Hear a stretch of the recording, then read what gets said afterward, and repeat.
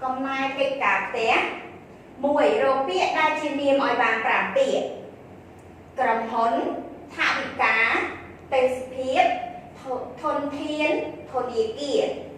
bí rô bịa đai chia kệ ra oi bàn bảng bịa bày bát pro sốt chia báo trọng rắn lột bấy rô bịa đai chia con niêm oi bàn bảng bịa lại nố bộ rán bò đi sót rừng thốt rung tống 4 rô bịa đai chia sọc niêm oi bàn bảng bịa quát vía nét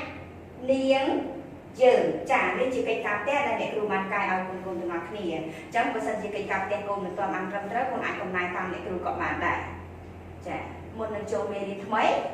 nè kêu còn mi sưu khạc khắc xua tập ôn thằng đại chả này đấy để kêu xua thả tải không cao một cao được bạc rồi nhìn kia được vậy khạc cùng cùng là đấm sạch cần mới có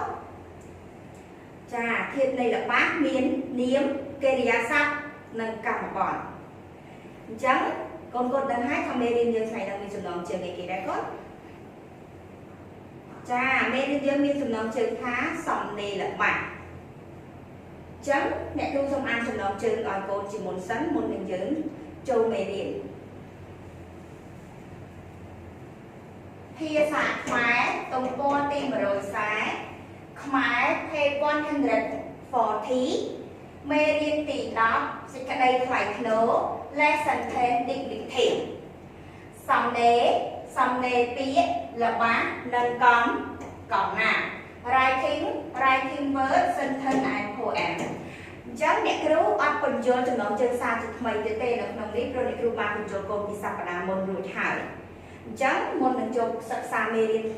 mấy chừng là mấy chả ở bác sĩ chừng rơi nâng căng ta lò thẳng tiết nè kêu còn miền bịa cần lưng đầm bay ở cô man vô cho ban được bị cần lưỡi nên vô lại cái này cắt cho ban tăng được dẹp bị cần lưỡi phòng đại trắng xong ôn mơ là được đặc kia thì tiết nhẹ luôn nắng bắt bị cần lưỡi trùng cổ tỏ con tiếng ác nía những sắp sắp bị cần lưỡi tiếng ác nía hay là về con nâng các con an tăng để cứu của bạn đại chạy lấy sắp sắp bị cần lưỡi sắp sắp bị cần lưỡi mùi pro prep nặng bia trên cây gà sạm miền này khá phở 8 pro tệ bạc tảng ụ tì hó công pro prep tội trời phí ông bờ nặng bia trên miền này khá ca để phở ở quay để trở phở ụ tì hó công pro prep ông bờ ạ krọc bấy ọc lọc nặng bia trên cây gà sạm vì xe hình con niếm đại noam oi vực cố đại cảnh trô bao bạch tỏ tôm tỏ tàng noam oi chuối trở bọt ụ tỉ hó thì đa thơ ọc lọc nông thả riêng 4 quạt nặng địa trên con miền này khá tới ật khó ật tuộc ụ tỉ hó nhông thơ ní đàm bay quạt chân và đài bọc nhông chạy nên cứ chỉ bị cần lư đại để cứu đạo nên bị cần lư buồn chẳng có to thì dân sẵn sàng bị cần lý thái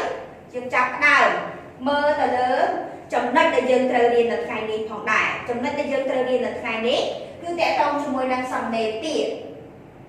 sầm đó tẻ tông cho môi năng sầm nề là bạc sầm nề là bác cứ chỉ ca vô bịa miền niêm con niêm kê đi sẵn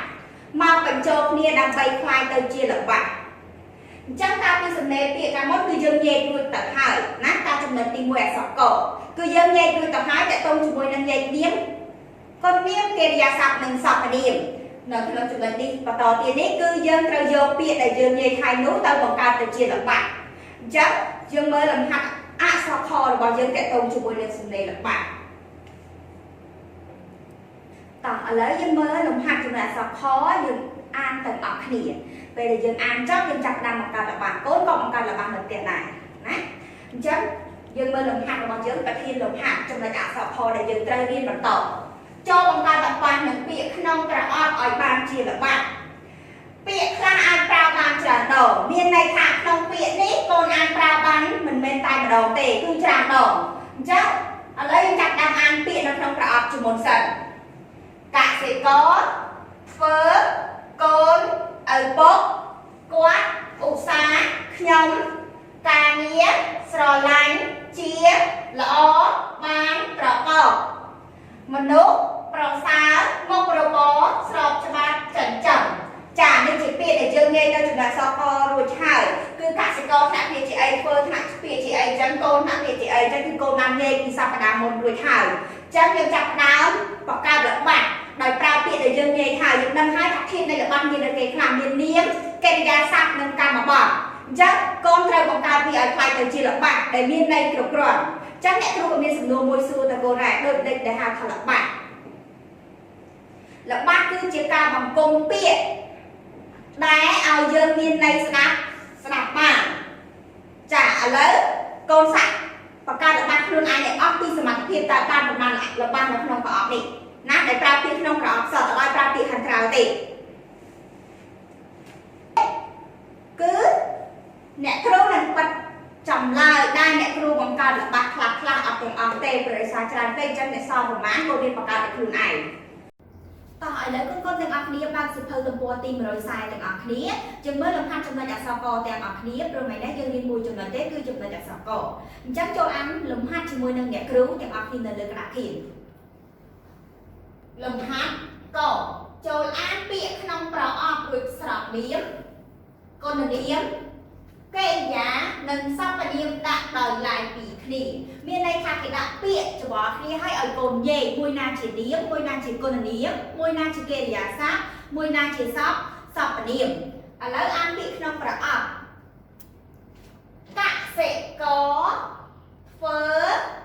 កូនឪពុកគាត់ឧស្សាហ៍ខ្ញុំការងារស្រឡាញ់ជាល្អបានប្រកបមនុស្សប្រសើរមុខរបរស្របច្បាប់ចិញ្ចឹមនេះជាពាក្យច្របល់ចូលគ្នាដើម្បីឲ្យកូននិយាយតែអ្នកគ្រូក៏មានសំណួរ4សំណួរសួរទៅកូនដែរតាក់ទងជាមួយនឹងនិយមន័យនៃពាក្យអីគេដោយមិនដេចតែហៅថានាមដោយមិនដេចតែហៅថាគុណនាមដោយមិនដេចតែហៅថាកិរិយាសព្ទនិងសព្វនាមដើម្បីឲ្យកូនយល់កាន់តែច្បាស់ដើម្បីញែកពាក្យនៅក្នុងប្រអប់នេះតោះឥឡូវមើលសំណួរដែលអ្នកគ្រូដាក់ឲ្យនៅលើក្តារខៀនតោះឥឡូវកូនទាំងអស់គ្នាអានសំណួរជាមួយនឹងអ្នកគ្រូទាំងអស់គ្នានៅលើក្តារខៀនសំណួរ1ដោយបដិចដែលហៅថានាម2ដោយបដិចដែលហៅថាគុណនាម3ដោយបដិចដែលហៅថាកិរិយា4ដោយបដិចដែលហៅថាសព្វនាមឥឡូវអានសារឡើងវិញជាមួយនឹងអ្នកគ្រូម្ដងទៀតសំណួរ1ដោយបដិចដែលហៅថានាម2ដោយបដិចដែលហៅថាគុណនាម3ដោយបដិចដែលហៅថាកិរិយា4ដោយបដិចដែលហៅថាសព្វនាមចា៎មុននឹងកូននិយាយពាក្យនៅក្នុងប្រអប់នេះបានលុះត្រាតែកូនស្គាល់និយមន័យនិងយល់ថាពាក្យណាជានាមគុណនាមនិងកិរិយាសព្ទនិងសព្វនាមជាមុនសិនឥឡូវកូនសាក់គិតតិចមើលកូនដោយបដិចដែលហៅថានាមកូនធ្លាប់បានរៀនរួចមកហើយអញ្ចឹងកូនរំលឹកខ្លួនឯងឡើងវិញដោយបដិចដែលហៅថានាមតោះសាក់គិតតិចមើលកូនដោយបដិចដែលហៅថានាមចាដែលហៅថានាមគឺជាពាក្យសម្រាប់សម្គាល់ឈ្មោះមនុស្សសត្វវត្ថុទីកន្លែងគេហៅថានាមចាស់ដោយបដិចដែលហៅថាគុណនាមឥឡូវកូនគិតមើលតិចមើលកូនដោយបដិចដែលហៅថាគុណនាម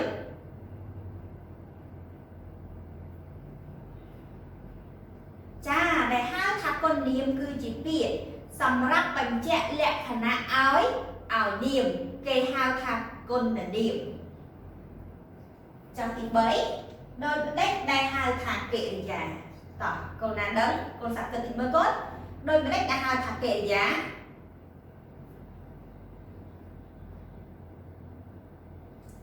ចាដែលហៅថាកិរិយាគឺជាពាក្យសម្ដីសម្ដែងអំពើមានន័យថាពាក្យដែលមានអំពើគេហៅថាកិរិយាសំណួរចុងក្រោយគេលេខ4ដោយបដិចដែលហៅថាសព្វនាមតោះក côn cần mất slide sạc cần slideខ្លួនឯងមើលថាដូចប្រដេកដែលហៅថាសព្វនាម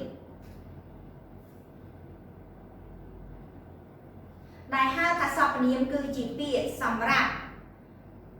ចំនួននាមកន្សោមនាមនិងល្បិចដើម្បីជៀសវាងការប្រើពាក្យច្រំដែរពាក្យថាច្រំដែរមានន័យថាការប្រើពាក្យដដែលដែរចា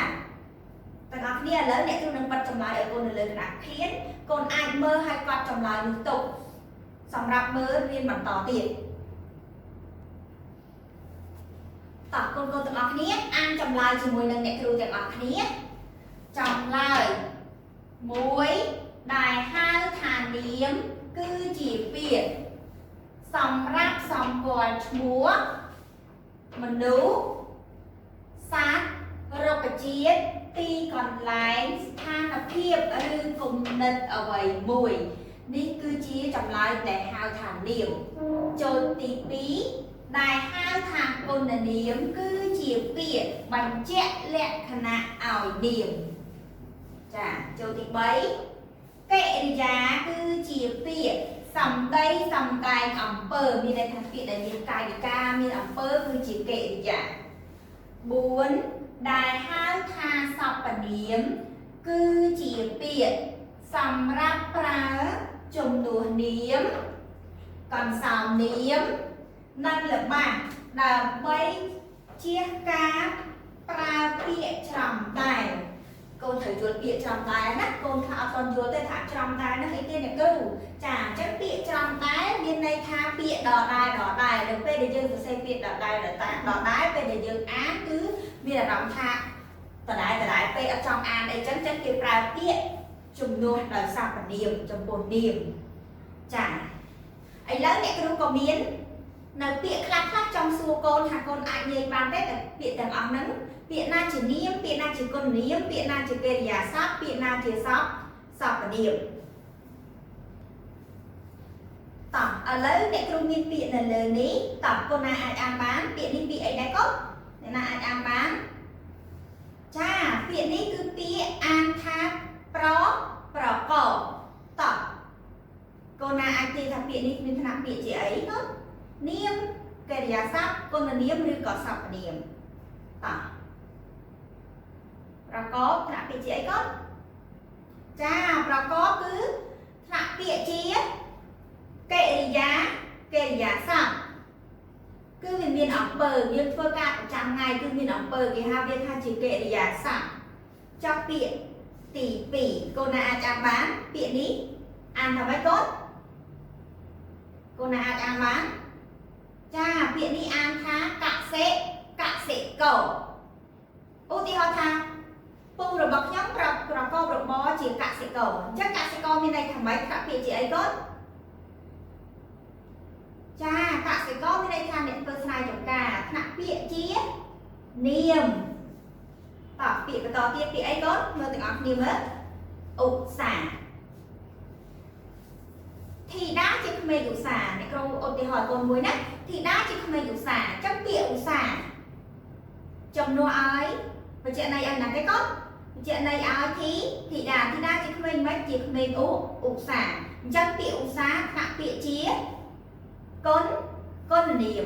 ចាប់ពាក្យចំក្រោយគេកូនមើលទាំងអស់គ្នាអានថាម៉េចកូន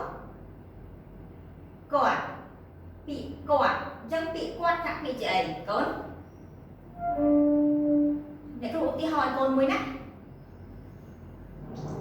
ពូសំជាមនុស្សល្អគាត់តែងតែជួយអ្នកចិត្តខាងអញ្ចឹងពាក្យគាត់នេះសំដៅឲ្យពាក្យនាមរបស់ឈ្មោះពូសំអញ្ចឹងវាមានថ្នាក់ពាក្យជាសព្វនាមចានៅពេលដែលកូន